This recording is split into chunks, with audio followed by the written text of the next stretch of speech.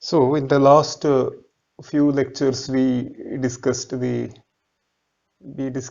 some basic detection and estimation theory.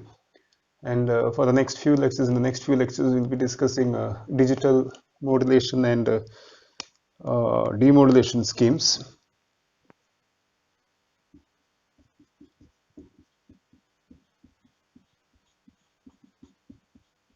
Digital modulation and demodulation.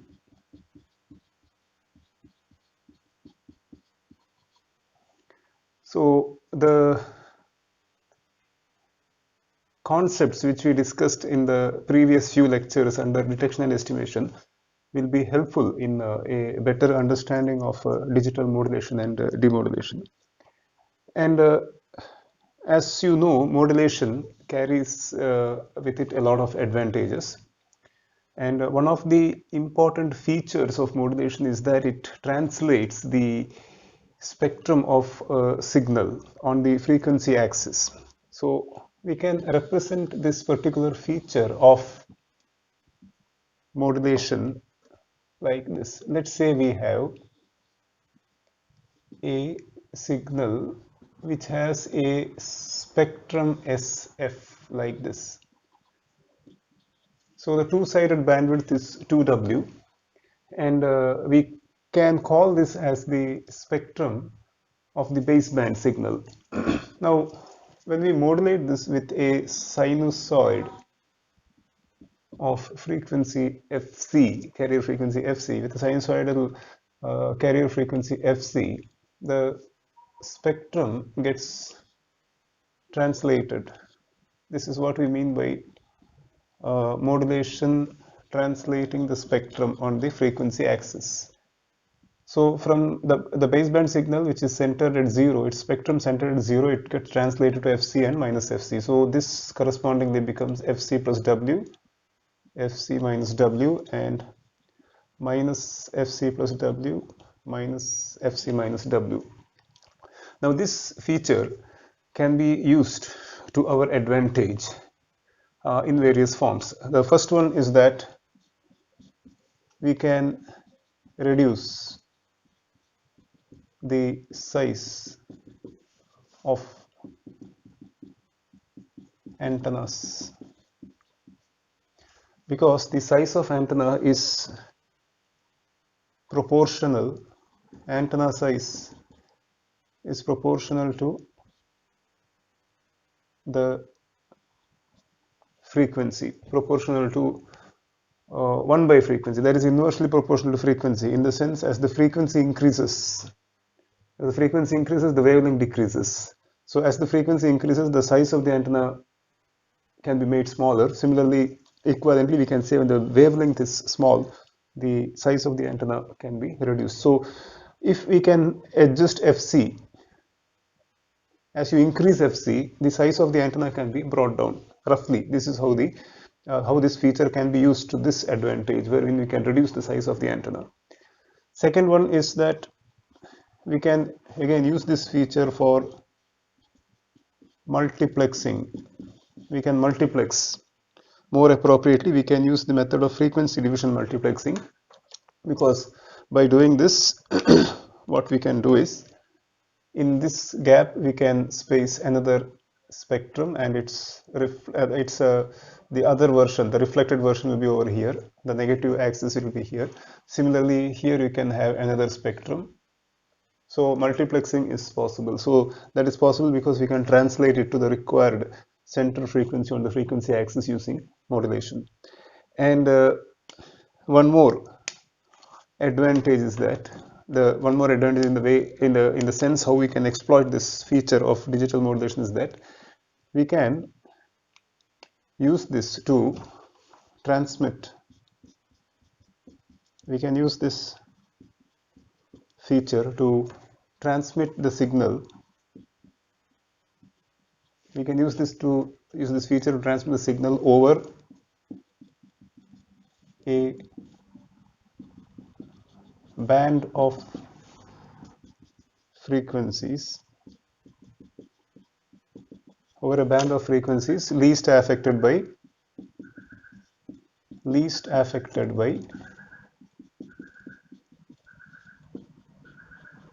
least affected by noise or probably interference. Now that's possible because let's say this is the signal before modulation, and let's say for example here to here we have severe interference. So if we can modulate this with a frequency Fc, which is going to push the spectrum, translate the spectrum beyond this, it is possible to transmit the signal over a band of frequency which is not as much affected by this band of frequencies, not as much affected by noise as it is in this band of frequencies. So this is how we can make use of the these are the three ways in the examples, the three examples which show how we can make use of this feature of modulation which translates the spectrum on the frequency axis. Now moving on, under digital modulation and demodulation, that is in this in the next few lectures we will be concentrating our discussion, we will be focusing our discussion on, we'll be focusing our discussions on the various digital modulation formats, of course, various digital modulation formats. So to give a quick idea what I mean by this, you know that if we have you can have a carrier signal like this from basic analog communication, you know, we can have a carrier signal like this. We can modulate its amplitude to get amplitude modulation. We can modulate its frequency to get frequency modulation, or we can modulate its phase to get phase modulation. Now, correspondingly, in digital communication, we have amplitude shift keying, frequency shift keying, and phase shift keying, and variants of that, so to say. So that will be clear as we proceed further, as we discuss further, as we proceed further with our discussions. Now we will be discussing various digital modulation formats such as amplitude shift keying, frequency shift keying, and phase shift keying in the next few lectures. And of course we will be discussing the performance of these various digital modulation formats in the presence of additive white Gaussian noise. And this is where the concepts which we discussed under detection and estimation, signal detection and estimation, will become handy. And we will also be discussing the interplay. We'll also be discussing the interplay between,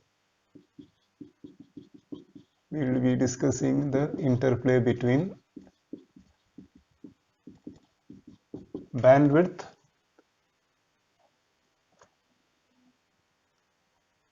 power,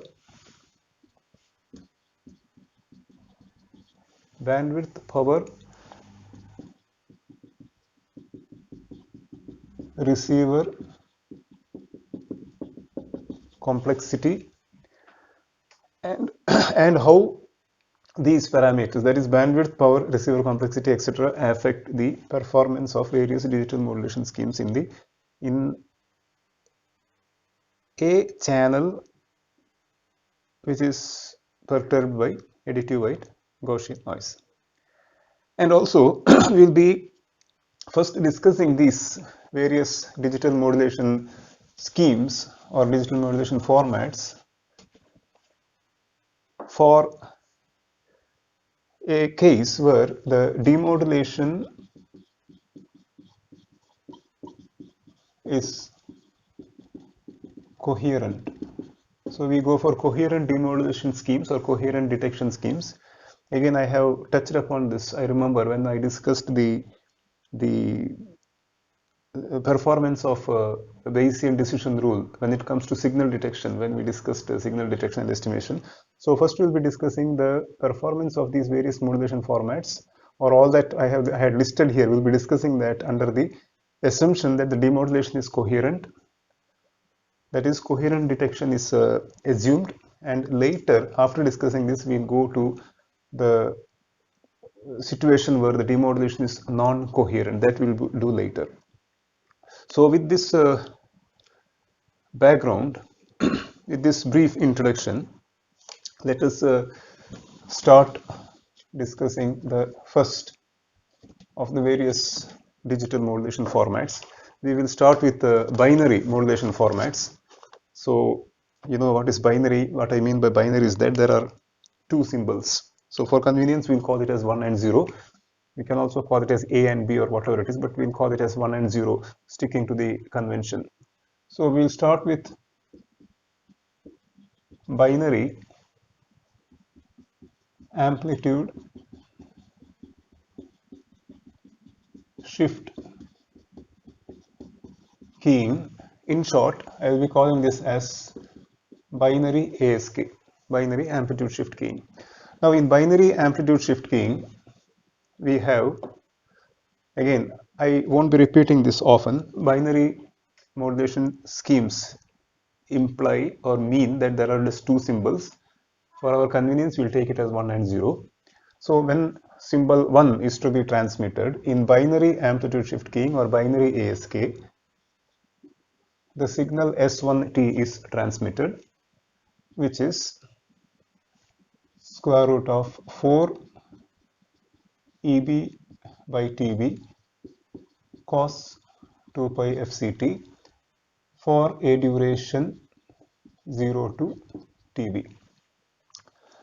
And if it is the other symbol, that is bit, the other bit, that is bit 0 to be transmitted, then the transmitted signal is S0T, which is 0 for a duration 0 to TB. And for this reason, it is also called as on-off keying, because whenever you have to transmit bit 1, you are switching on an oscillator, which is having a frequency Fc and a certain amplitude for a duration of TB, and when you have to transmit bit 0, you just switch it off. So it's also called as on-off keying. Now there are certain terms here which of course Fc, as you know, is the carrier frequency, and the energy of S1T when you calculate is not S1T, energy. S1T's energy, as you know, can be calculated as 0 to TB S1 square T. This is a real signal, so you get 4 EB by TB cos square 4 pi FCT. That will be 1 plus cos square 2 pi FCT. I'm sorry, cos square 2 pi FCT. That will be 1 plus cos 4 pi FCT by 2 dt. And there is an assumption again, which is a perfectly valid assumption in the digital communications, that is Fc is integer times 1 by TB. And TB you can relate with the earlier discussion which we had under signal detection. TB is the observation interval, which in this case becomes the bit interval, and 1 by TB becomes the bit rate. So TB is the bit duration or bit interval, because whether it is binary 1 or 0, you are transmitting it for a duration, you are keeping it on for a duration of t, keeping it off for a duration of t. So bit duration is TB, and 1 by that gives you the bit rate, the rate at which the bits are transmitted. And the carrier frequency is an integer times the bit rate. That's what this implies. So this goes without saying in all the discussions to ensue. So Fc is 1 by TB into an integer, which means that if you evaluate this, you will get the result as equal to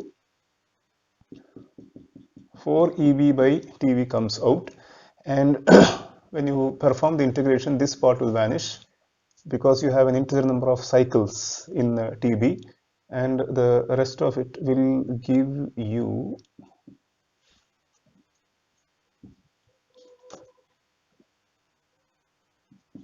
TB by 2. That will be 2 EB. So 2EB is the energy of S1T. So S1T's energy is equal to 2EB. That is the energy.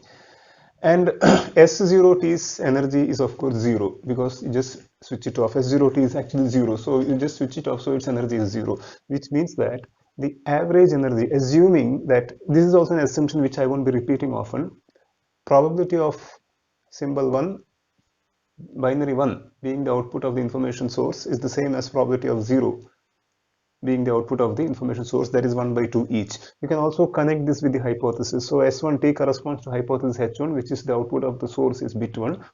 S0T corresponds to hypothesis H0, which means that the output of the information source is bit 0.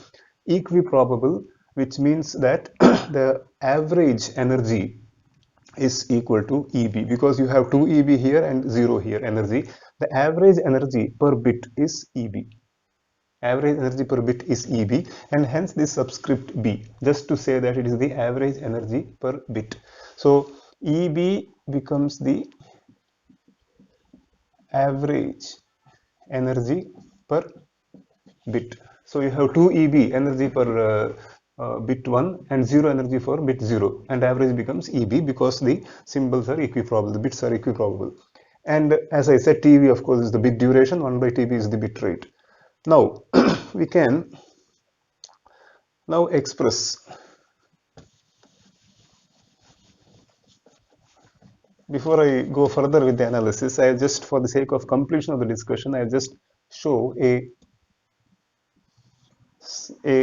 sort of representative waveform of an ASK signal, a binary ASK signal, which is quite simple. You might have, I'm sure you have studied this in your undergraduation, but as I said, just to have the continuity, I will show. So this is TB, 2 TB, 3 TB. Let's say the first bit is 0, first symbol is 0, and then it sends a 0, and then again it sends a 0. And let's, for convenience, divide TB to 3 parts. And let's say that FC is 3 by TB, which means that you will have 3 cycles in a duration of TB. And since the first bit is 1, S1T is transmitted, and we can, it's a freehand sketch. This is actually one cycle of a sinusoid, a cosine waveform, second cycle and the third cycle. And this will be root 4 EB by TB, and this of course will be minus root 4 EB by TB. And then you have 0, and then maybe you can, let's say that again maybe just to make this effort meaningful, I put a 1 here, which means you have 1, 0, and then again a 1 here, which means you are turning on the oscillator. This is how it looks typically. Though I have shown only 3, FC is only 3 times 1 by TB. In reality, it will be several tens of times. So it is just for representation because I cannot spend all the time drawing the cycles here. So I'm just showing it to be, the drawing is such that FC is equal to 3 TB, but in practice it will be several times 1 by TB. Several tens times at least 1 by TB, or even hundreds.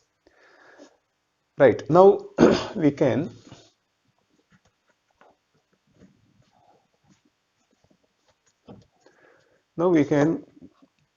move further with our analysis. We can move further with our analysis, and we will now show that, or rather we will continue with the analysis, and I can write this S1T as equal to root 2 EB root 2 by TB cos 2 pi FCT, of course the same duration. So I'm just rewriting it like this. So I can separate this and write like this. Now if you see carefully, S1T is equal to root of 2 EB into, now this signal, if you see, the energy of this signal is 1. The energy of this signal is 1. So we can treat this as one of the basis functions. We can treat that as one of the basis functions. And then we will have, okay, now before that, so we can treat it as one of the basis functions, which means that this plays the role of S11. The first subscript is for the index of the signal, the second subscript is to say that it is the coefficient associated with which of the basis functions. And of course, you know, the general series representation using orthonormal basis is that you will have S12, phi 2t, and so on and so forth. Since S1t can be expressed as just root of 2EB into phi 1t, where phi 1t is this, it means that S12, S13 onwards are 0, and we don't have to bother about this. So our series representation of S1t in this case need to have only one basis function. It's one dimensional. It has only one basis function. If there was another term here and another basis function which will be orthonormal to this, that function would be orthonormal to this basically, essentially, then it would have been two-dimensional. Anyhow, that we'll see later. So in this case, you need only one basis function because S1 of t is just this. And that basis function is this, easily available. Similarly, S0t we can write, since it is 0, it is 0 into phi 1t, which is nothing but 0, of course, which means that S01 is equal to 0 and S11 is root of 2EB. Since there is only one basis function, we will drop this subscript here onwards, because we have only one basis function and that basis function is this. Now, with this, we know from our signal detection discussions that the received signal, when bit 1 is transmitted, would be S1t plus noise, and when bit 0 is transmitted, it will be just noise. So again, if I don't write this sometimes, you have to understand from the context what is the observation interval. So again, we know how to convert this to random variables so that we can proceed with the Bayesian decision rule. And Bayesian decision rule is the optimum decision rule under the circumstances. We have discussed that earlier. So to proceed with the Bayesian decision rule, we need to convert this to random variables, and you know how to do that. RT is multiplied with phi t dt, 0 to tb, to get R. In fact, R1, if it was phi 1, I would have called R1, but since we have only one basis function, we just call it as R. And correspondingly, you will see that when you replace this RT with this, you will see that R is equal to S11, which we have done earlier, plus N1. And again, this N1 I will drop because we have only one basis function. In fact, this one can also be dropped because that corresponds to the index of the basis function, and since we have only one, we can drop it, where S1 is root 2EB, because S1t is S11 phi 1, but since we have only one basis function, we treat this as S1 itself. We just have to identify it as S1. So this is what we get when the received bit is bit 1. If on the other hand you had received this, then you would have got only the noise sample. So this is what it is. Now we can, again, based on the signal space representation, we can represent these signals S1t and S0t on a one-dimensional signal space. On a one-dimensional signal space, this will be S0, which is equal to 0, and S1, which will be root of 2EB. you can show the signals S1t and S0t on a signal space like this. I had discussed this in detail when I discussed the detection and estimation theory, so I will not waste much time on this discussion. So you know that it can be represented like this. And moving on, we can now arrive at the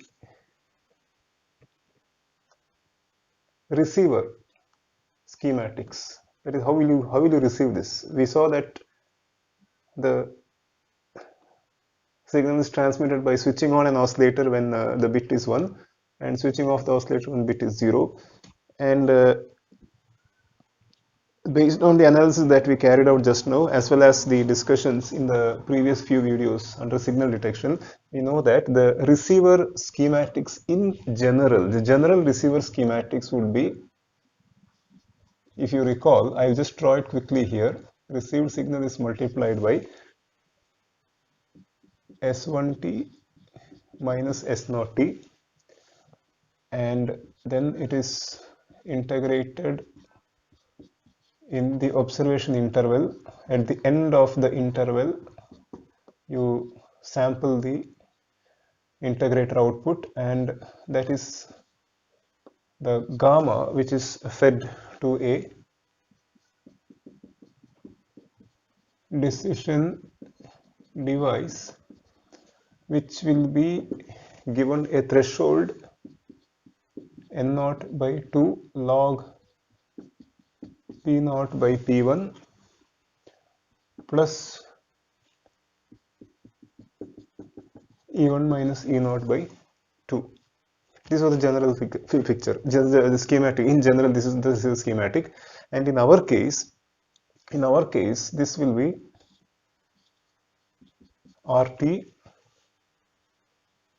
multiply it with S1t minus S0t. S0t is 0 and S1t we know is root of 4 EB by TB cos 2 pi FCT. So this signal you must be able to generate as it is at the receiver.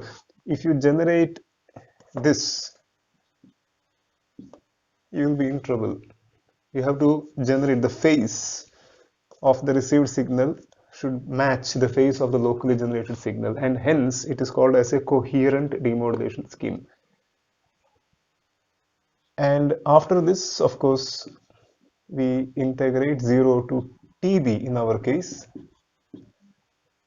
and then at t equal to TB we sample this, that is given to a decision device. Of course, output of decision device is the decision as to which hypothesis is true in the previous case. In our case, this output will be a decision on whether what you have received is bit 1 or bit 0, and the threshold would be P0 is P1. We take P0 as equal to P1 as it is in most of these digital communication systems. So P0 being P1, log of 1 is 0, this goes, and E1 is equal to the energy of S1t. Energy of S1t was seen to be 2 EB, and E0 is 0. Energy of S0t divided by 2 cancels off, and the threshold is EB. Threshold is EB, and a decision is taken. Now this is the detection schematics for binary ASK. Now there are slight changes which are possible here. Before I go to those changes, minor changes, before I go to changes, let me emphasize that this is a coherent detection scheme, because you should have a phase matching signal generated at your receiver. Its phase should match the phase of the received signal. So there are phase estimation schemes which we discussed earlier will be handy here. And this is also called as a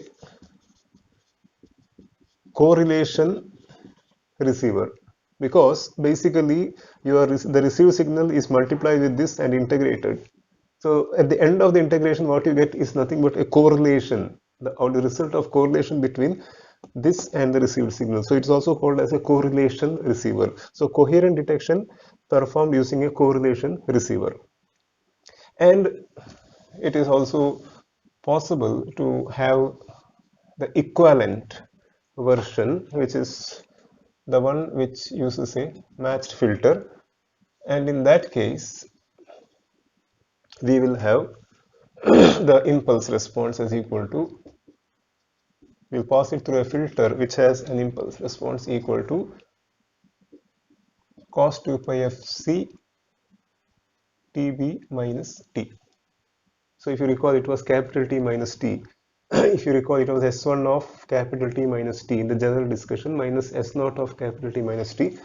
So correspondingly it becomes like this, and then the filter's output is sampled at TB, and that sample is given to the decision device, and the threshold remains as EB, and the decision is there at the output.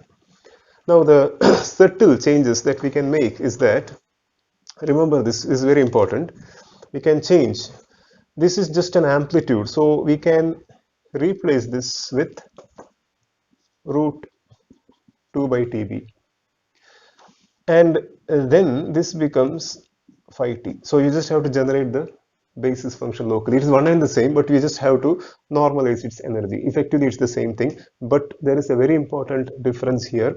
This threshold will change. So what I will do is, I am leaving it as an assignment for you. You can test yourself whether you have understood the concepts. Try to find out what happens to this when, instead of 4 EB by TB cos 2 pi FC t, we use root of 2 by TB cos 2 pi FC t. That is, instead of S1t, we use phi t. What happens to this? Find that out. And also, correspondingly, when you do that, we can write this as, it's again the same thing, I am just scaling the amplitude, I can write it as like this. And of course, what happens to this? This is an assignment for you, you can verify. You can also see that from standard textbooks, but I strongly urge that you do it on your own. Find out what happens to this, the threshold. That is the thing. And finally, before we move on, let's find out the performance. What is the performance of this receiver, in the sense, how often does it make errors? It makes mistakes in detecting the bits correctly. So we know the general expression for probability of error we derived earlier is Q function of root of E1 plus E0 by 2. This was derived. So, and that time I told that we'll be using this extensively in our discussions later, and this is the first time I'm going to use that. I'll be using it several times again. So this is the general expression, and in our case, by this time, if you have followed the lecture closely, you know E1 is the energy of S1t, which is 2 EB. E0 is the energy of S0t, which is 0. Rho is the correlation coefficient, but we don't have to worry about that right now because E0 is 0. And even the correlation coefficient, if you see, it's 0 because one of the signals is 0 and E0 is 0, which means that this whole thing will vanish. So we don't have to worry about this term at all for binary ASK scheme of the type the OOK, on-off keying, that we are discussing. So this term will be 0, and N0, of course, you know, is the one-sided power spectral density of additive white Gaussian noise, or N0 by 2 is the two-sided power spectral density of additive white Gaussian noise, which means that the probability of error for binary ASK will be equal to, just plug in those values over there, you get Q of square root of 2 EB by 2 divided by N0. That will be Q root EB by N0. So that completes our discussion on binary amplitude shift keying. So performance is this under additive white Gaussian noise of two-sided power spectral density M0 by 2, and EB is the average bit energy. So this is the bit energy to noise density ratio. We can call this as the bit energy to noise density ratio, and the probability of error for binary ASK will be a function, a Q function of the root of bit energy, average bit energy to noise density ratio. So now we will move on to the next binary modulation scheme, which will be binary phase shift keying. And before that, let me emphasize, I have asked you to find out what happens when the basis function is used. Basis function is generated locally. Find out what happens to the threshold, and you can even confirm whether the performance remains the same as this. Now, when it comes to binary PSK,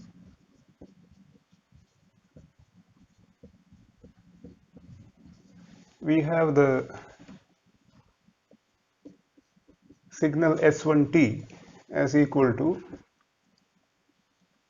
square root of 2 EB by TB cos 2 pi FCT for say bit 1, and S naught T is equal to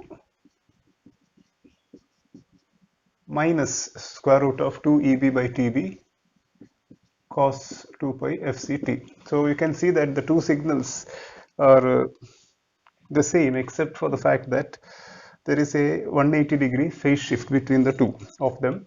One is so I can even write S naught T is equal to minus S1T, but it's the same thing. And of course, as I said, it goes without saying, unless otherwise there is a difference in this, the signals are for a duration of TB. 1 by TB is the bit rate, and TB is the bit duration or the symbol duration. And a sample waveform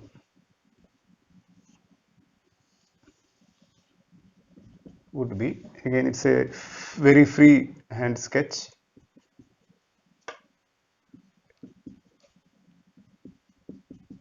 Again, let's say 101, as we took it for the demonstration of ASK waveforms, amplitude shift keying binary ASK waveforms. And again, let's say there are 3 cycles in one bit duration. So for bit 1, it is root 2 EB by TB cos 2 pi FCT. This will be root 2 EB by TB. This will be minus root 2 EB by TB. And for bit 0, in binary ASK we were keeping it off, but here we bring a 180-degree phase shift to this, and consequently it will be a waveform like this, which will be transmitted. And of course, for again bit 1, we transmit something like this. So you can see that it's the same waveform essentially, as I said, but it is having a phase shift of 180-degree. When you transmit 0, you have a relative phase shift of 180-degree, and this is what it is. And we can also see, as we did when we discussed binary ASK, we can see that S1T can be expressed as root EB root 2 by TB cos 2 pi FCT, and one can see that the energy of this is 1, and the energy of S1T is EB, and energy of this is 1, which means that we can write this as equal to S11 phi 1 T. We can write it as S11 phi 1 T, and phi 1 T will be root of 2 by TB cos 2 pi FCT, similar to what it was when we discussed binary ASK, and S11 would be root of EB, and phi 1 T would be the remaining part that we have here. And likewise, we can write the signal S naught t as equal to minus root EB, the rest of it, root of 2 by TB cos 2 pi FCT,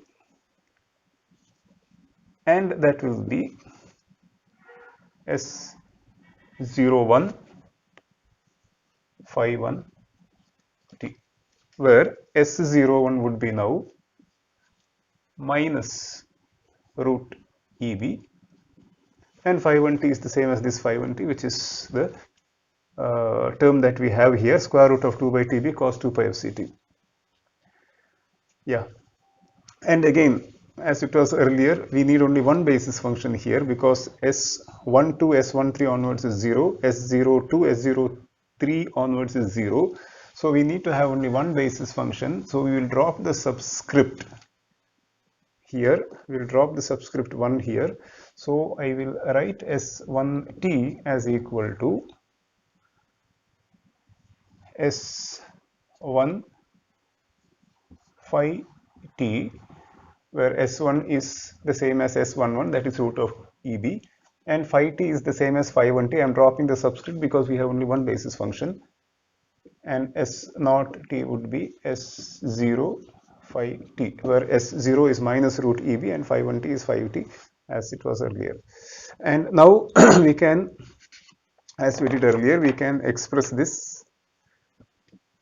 We can represent this on a signal space diagram. The signal space representation becomes important, or it becomes a useful tool later on when we discuss the multi-level modulation. For now, it may look like a very simple thing to do, but this has relevance later on. This has more relevance later on. So the signal space would be, the signal space diagram would be like this. This will be the signal point corresponding to the signal S0t, that is minus root EB, and this would be the signal point corresponding to the signal S1t, which will be root EB. So again, we can simply write it as S0 and S1. So this is the signal space diagram, and the received signal would be, the received sample function would be, of course, we are, as I told, we are assuming that, which is a reasonable assumption, that the additive noise is white and Gaussian. So the received sample function would be S1t plus noise when bit 1 is transmitted, say, and it would be S0t plus noise when bit 0 is transmitted. Again, you can relate this with hypothesis H1 and H0. I will not be repeating it often, which implies that since S1t is root EB phi t, remember S1 is root EB, and S0t is minus root EB phi t. We can convert this by multiplying this with phi t and integrating from 0 to TB. We can convert this to a random variable r equal to root EB plus n when bit 1 is transmitted, or r is equal to minus root EB plus n when bit 0 is transmitted, or when signal S1 is transmitted, this is what you get. When S0 is transmitted, this is what you get. N will be Gaussian with mean 0 and variance n0 by 2, and so on and so forth. Now the receiver schematics. So the general receiver schematics you still have with you. I will not redraw it here. So if you follow the general receiver schematics, RT multiplied with, it is S1 of t minus S0 of t. In our case, that happens to root 2 EB by TB cos 2 pi FCT. Again, this is a correlation receiver or a coherent receiver. As I said, we will be discussing first the coherent detection schemes. This is a coherent detection scheme because you have to generate the signal cos 2 pi fct, which is matching the phase of the received signal, and integrate from 0 to TB, sample at the end of the integration, and you get gamma, which you give to a decision device. Threshold gamma t in this case would be, it is n0 by 2 log p0 by p1. P0 is equal to p1.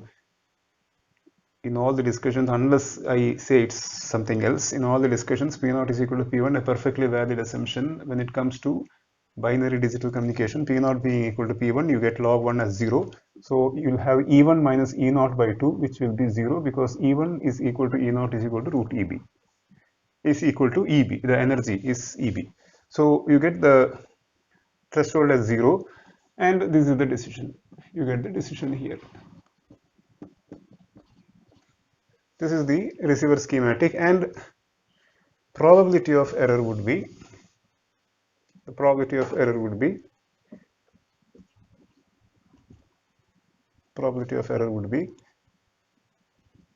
Q, and the general expression is there, square root of E1 plus E0 by 2 minus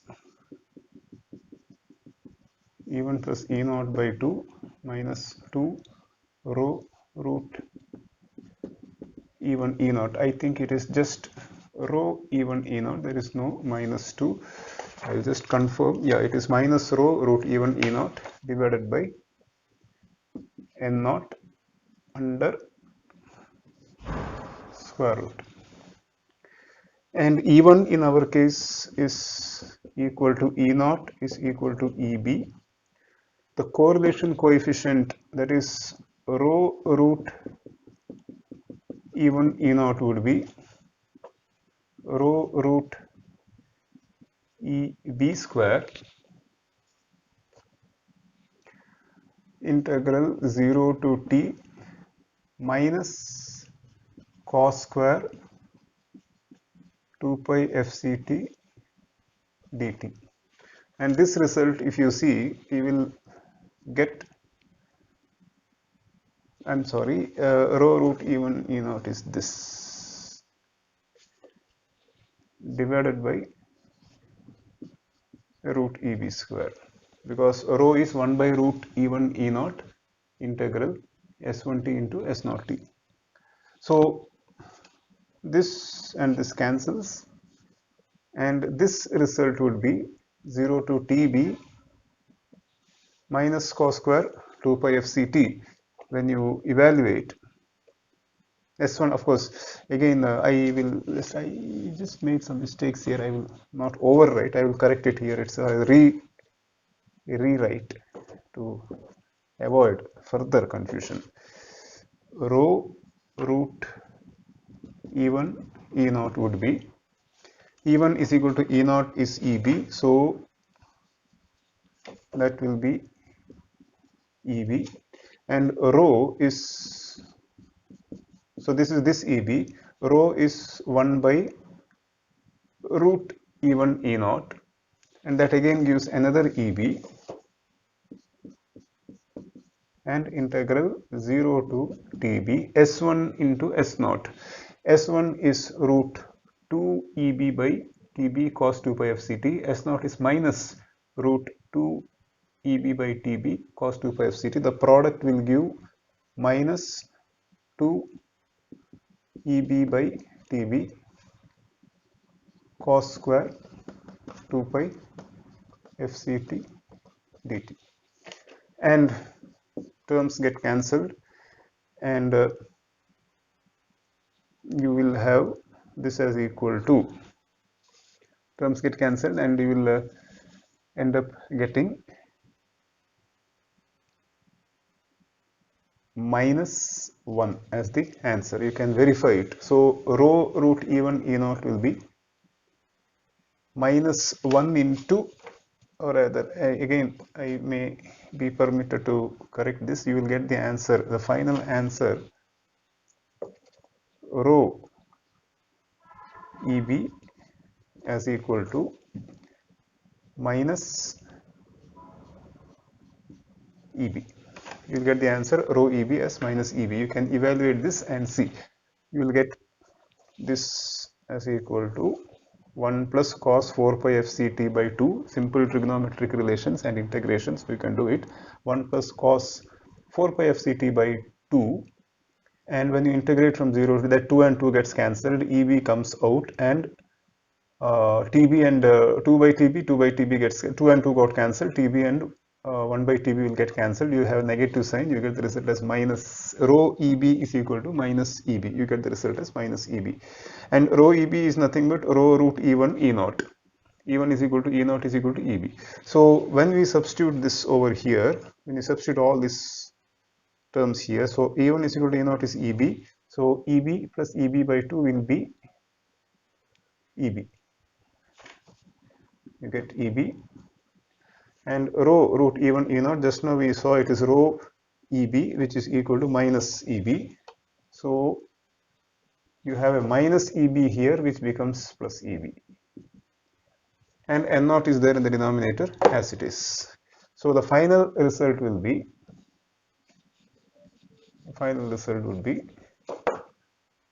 2 EB by N0.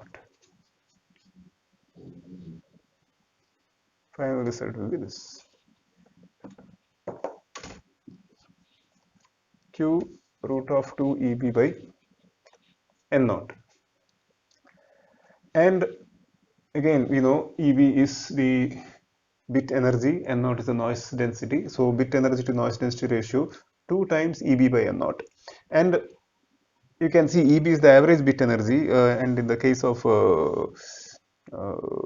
binary ASK also, EB was the average bit energy to noise density bit energy. So we have maintained the average bit energy the same, and you can see that if you, so this is for binary ASK, and if you compare this with the probability of error of binary ASK, you see that it is Q root EB by N0. So if you compare it for the same EB, binary ASK is inferior to binary PSK. This is binary PSK. So binary ASK is inferior to binary PSK, and if you have to have the same performance for binary ASK as you have for binary PSK, then you should double the bit energy, which means that there is a 3 dB improvement in the performance of binary PSK when compared to binary ASK. Binary ASK gives a certain performance for a given EB by N0. The same EB by N0 gives a better performance for binary PSK, because in the binary PSK, the numerator you have 2 EB, that is, this term is getting multiplied by 2 when compared to what it is in the case of binary ASK. So put in other words, one can say that the same performance as the one which you have for binary PSK can be attained for binary PSK, that is the same performance as you have for binary ASK can be attained for binary PSK for half the bit energy. That means there is a 3 dB improvement when you switch from binary ASK to binary PSK. That's the point, which is one of the important points that we have to learn from this discussion. And of course, as I did in the case of binary ASK, I have a question here. Since this is just a constant, it's just an amplitude that scales this, we can simply multiply with this.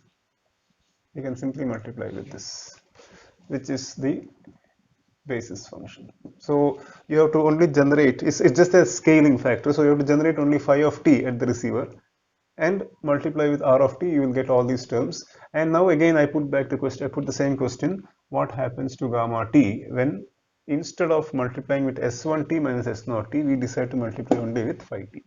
What happens to the threshold? You have to find out. This is some work for you, and you have to also find out whether this still holds. if you multiply with phi t instead of s1t minus s0t. This is work for you. Again, it will, if you can do it and arrive at the correct answer, you will be able to assess yourself whether you have understood the ideas. So with that, we complete binary PSK as well as a discussion on binary ASK. We started with binary ASK, and in the next video, we will discuss the next binary digital modulation scheme, that is binary frequency shift keying.